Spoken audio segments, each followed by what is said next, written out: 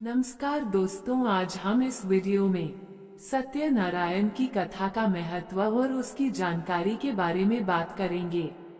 दोस्तों, सत्यनारायण की कथा हिंदू धर्म में एक अत्यंत महत्वपूर्ण और लोकप्रिय धार्मिक अनुष्ठान है। ये भगवान विष्णु के सत्य स्वरूप की पूजा है। इसका उद्देश्य जीवन में सत्य, ईमानदारी और भगवान के प्रति निष्ठा रखने का महत्व सिखाना है। दोस्तों, सत्यनारायण कथा का महत्व ऐसा माना जाता है कि जो व्यक्ति सत्यनारायण की कथा सुनता या करवाता है, उसकी समस्त मनोकामनाएं पूर्ण होती हैं। ये सभी कामनाओं की पूर्ति का एक पवित्र मार्ग है।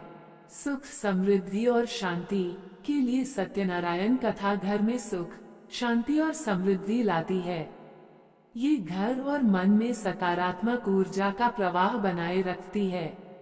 यह माना जाता है कि सत्यनारायण का व्रत करने से भगवान विष्णु सभी कष्टों को हर लेते हैं और व्यक्ति को सद्गति मिलती है। ये कथा जीवन में सत्य का पालन करने और असत्य से बचने की शिक्षा देती है।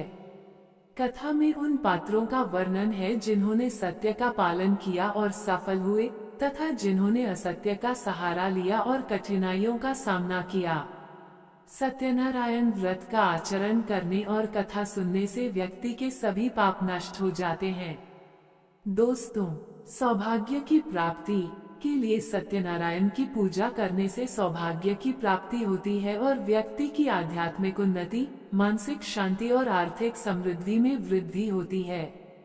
यह व्रत बृहस्पति ग्रह के सकारात्मक प्रभावों को बढ़ाता है, जिससे विद्या, वैवाहिक सुख, सामाजिक प्रतिष्ठा और धार्मिक कार्यों में सफलता मिलती है।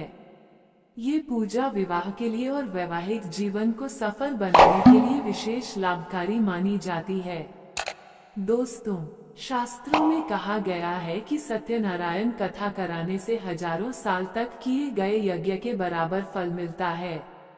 सत्यनारायण कथा से संबंधित जानकारी के लिए सत्यनारायण व्रत कथा का उल्लेख स्कंद पुराण के ऋवाखंड में मिलता है।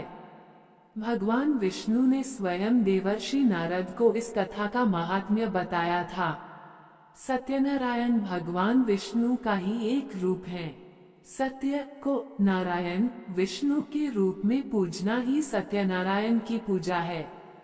इसका दूसरा अर्थ ये भी है कि संसार में एकमात्र नारायण ही सत्य है, बाकी सब माया है। दोस्तों, कब करें? सत्यनारायण की कथा और पूजा मुख्य रूप से हर महीने की पूर्णिमा तिथि को करना विशेष लाभकारी होता है।